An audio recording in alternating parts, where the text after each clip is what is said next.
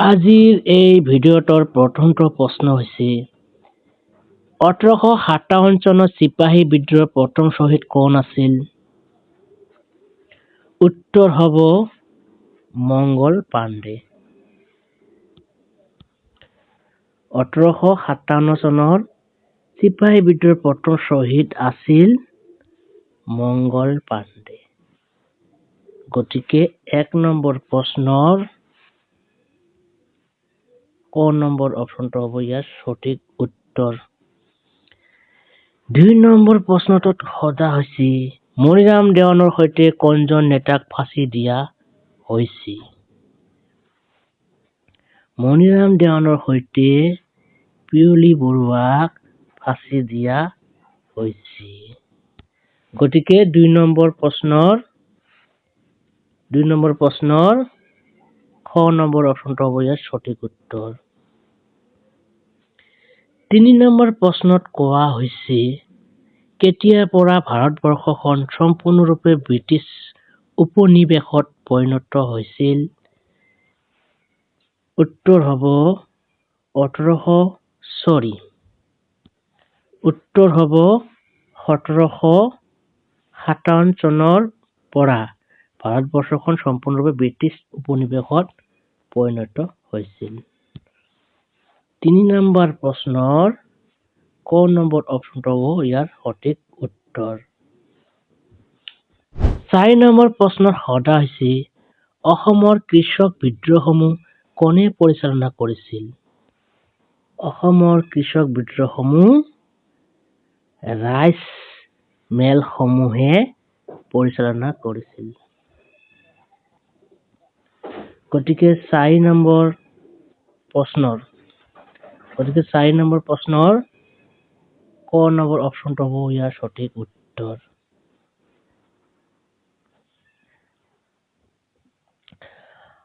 ৫ number প্ৰশ্নত সোধা হৈছে কোন গভৰ্ণৰ জেনেৰেলৰ শাসন কালত এছাম দেশীয় ৰজাৰ ৰাজকীয় মৰ্যাদা, উপাধি, পেঞ্চন আদি কাঢ়ি লোৱা হৈছিল? উত্তৰ হ'ব লৰ্ড ডেলহাউসি। গভৰ্ণৰ জেনেৰেলৰ শাসন কালত এছাম দেশীয় ৰজাৰ ৰাজকীয় মৰ্যাদা, উপাধি, পেঞ্চন আদি কাঢ়ি লোৱা হৈছিল। গতিকে ৫ নম্বৰ প্ৰশ্নৰ উত্তৰটো হ'ব লৰ্ড ডেলহাউসি। ঘ নম্বৰ অপশ্যনটো হ'ব ইয়াৰ সঠিক উত্তৰ। ৬ নম্বৰ প্ৰশ্নটোত কোৱা হৈছে ব্ৰিটিছৰ বিৰুদ্ধে বিদ্ৰোহ কৰা প্ৰথম অসমীয়া কোন? ব্ৰিটিছৰ বিৰুদ্ধে বিদ্ৰোহ কৰা প্ৰথম অসমীয়া গমধৰ কোঁৱৰ। গতিকে ৬ নম্বৰ প্ৰশ্নৰ উত্তৰটো হ'ব ক নম্বৰ অপশ্যনটো গমধৰ কোঁৱৰ। ৭ নম্বৰ প্ৰশ্নত কোৱা হৈছে ১৮৫৭ চনৰ বিদ্ৰোহৰ তৎকালীন কাৰণটো কি আছিল? ১৮৫৭ চনৰ বিদ্ৰোহৰ তৎকালীন কাৰণটো আছিল এনফিল্ড ৰাইফলৰ গুলীৰ ব্যৱহাৰ। গতিকে ৭ নম্বৰ প্ৰশ্নৰ সঠিক উত্তৰটো হ'ব ক নম্বৰ অপশ্যনটো। ৮ নম্বৰ প্ৰশ্নত কোৱা হৈছে ১৮৫৭ চনৰ বিদ্ৰোহত গোৱালিয়ৰত কোনে নেতৃত্ব দিছিল? এইটো সঠিক উত্তৰ হ'ব তান্তিয়া টোপীয়ে ১৮৫৭ চনৰ বিদ্ৰোহত গোৱালিয়ৰত নেতৃত্ব দিছিল। গতিকে ৮ নম্বৰ প্ৰশ্নৰ ক নম্বৰ অপশ্যনটো হ'ব ইয়াৰ সঠিক উত্তৰ। ৯ নম্বৰ প্ৰশ্নত কোৱা হৈছে মণিৰাম দেৱানৰ সম্পূৰ্ণ নামটো কি আছিল? মণিৰাম দেৱানৰ সম্পূৰ্ণ নামটো আছিল মণিৰাম দত্ত বৰভাণ্ডাৰ বৰুৱা দেৱান। গতিকে ৯ নম্বৰ প্ৰশ্নৰ খ নম্বৰ অপশ্যনটো হ'ব ইয়াৰ সঠিক উত্তৰ।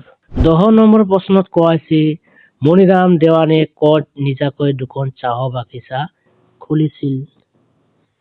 মণিৰাম দেৱানে চীনামৰা আৰু চেলেঙত নিজাকৈ দুখন চাহ বাগিচা খুলিছিল। গতিকে 10 নম্বৰ প্ৰশ্নৰ খ নম্বৰ অপশ্যনটো হ'ব ইয়াৰ সঠিক উত্তৰ। 11 নম্বৰ প্ৰশ্নত কোৱা হৈছে 1857 চনৰ বিদ্ৰোহত অসমত কোনে নেতৃত্ব দিছিল? 1857 চনৰ বিদ্ৰোহত অসমত কোনে নেতৃত্ব দিছিল? ইয়াৰ সঠিক উত্তৰটো হ'ব মণিৰাম দেৱানে 1857 চনৰ বিদ্ৰোহত অসমত নেতৃত্ব দিছিল। 11 নম্বৰ প্ৰশ্নৰ ঘ নম্বৰ অপশ্যনটো হ'ব ইয়াৰ সঠিক উত্তৰ।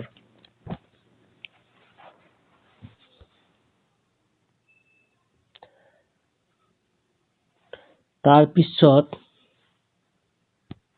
12 নম্বৰ প্ৰশ্নৰ সদা হৈছে মণিৰাম দেৱানক কেতিয়া ফাঁচি দিয়া হৈছিল? মণিৰাম দেৱানক কেতিয়া ফাঁচি দিয়া হৈছিল? 1858 চনৰ 26 ফেব্ৰুৱাৰীত। 1858 চনৰ 26 ফেব্ৰুৱাৰীত মণিৰাম দেৱানক ফাঁচি দিয়া হৈছিল। 12 নম্বৰ প্ৰশ্নৰ খ নম্বৰ অপশ্যনটো হ'ব ইয়াৰ সঠিক উত্তৰ। 13 নম্বৰ প্ৰশ্নত সদা হৈছে অসমৰ কণ্ঠ কৃষক বিদ্ৰোহ অসমৰ প্ৰথমটো কৃষক বিদ্ৰোহ কেতিয়া সংঘটিত হৈছিল?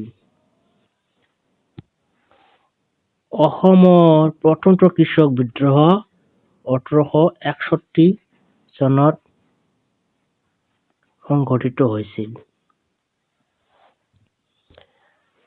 গতিকে 13 নম্বৰ প্ৰশ্নৰ ক নম্বৰ অপশ্যনটো হ'ব ইয়াৰ সঠিক উত্তৰ। 14 নম্বৰ প্ৰশ্নত কোৱা হৈছে অসমৰ প্ৰথমটো কৃষক বিদ্ৰোহ ক'ত সংঘটিত হৈছিল? অসমৰ প্ৰথমটো কৃষক বিদ্ৰোহ ফুলগুৰিত সংঘটিত হৈছিল। সেইকাৰণে 1861 চনৰ বিদ্ৰোহক ফুলগুৰিৰ ধেৱা বুলিও জনা যায়। 14 নম্বৰৰ গ নম্বৰ অপশ্যনটো হ'ব সঠিক উত্তৰ। 15 নম্বৰ প্ৰশ্নত সদা হৈছে পথৰুঘাটত কেতিয়া কৃষক বিদ্ৰোহ সংঘটিত হৈছিল? এইটোৰ সঠিক উত্তৰটো হ'ব যে 1894 চনত পথৰুঘাটত কৃষক বিদ্ৰোহ সংঘটিত হৈছিল। 1894 চনত পথৰুঘাটত কৃষক বিদ্ৰোহ সংঘটিত হৈছিল। 15 নম্বৰ প্ৰশ্নৰ ঘ নম্বৰ অপশ্যনটো হ'ব ইয়াৰ সঠিক উত্তৰ। বন্ধু বান্ধৱীসকল, আজিৰ ভিডিঅ'টোৰ শেষৰ প্ৰশ্নটো হৈছে কোনটো বিদ্ৰোহক ভাৰতৰ প্ৰথম স্বাধীনতা সংগ্ৰাম বুলি আখ্যা দিয়া হৈছে? কোনটো বিদ্ৰোহক ভাৰতৰ প্ৰথম স্বাধীনতা সংগ্ৰাম বুলি আখ্যা দিয়া হৈছে? এইটোৰ সঠিক উত্তৰটো হ'ব 1857 চনৰ বিদ্ৰোহক ভাৰতৰ প্ৰথম স্বাধীনতা সংগ্ৰাম বুলি আখ্যা দিয়া হৈছিল। গতিকে 16 নম্বৰ প্ৰশ্নৰ খ নম্বৰ অপশ্যনটো হ'ব ইয়াৰ সঠিক উত্তৰ। বন্ধু বান্ধৱীসকল, এইটোৱে আছিল আজিৰ এই গুৰুত্বপূৰ্ণ ভিডিঅ'টোৰ শেষৰ প্ৰশ্ন। ভিডিঅ'টো চাই কেনেকুৱা লাগিল তোমালোকে জনাবা। পাৰিলে মোৰ এই জ্ঞান কুঠিৰ চেনেলটো সাবস্ক্ৰাইব কৰি দিব। ধন্যবাদ থাকিল।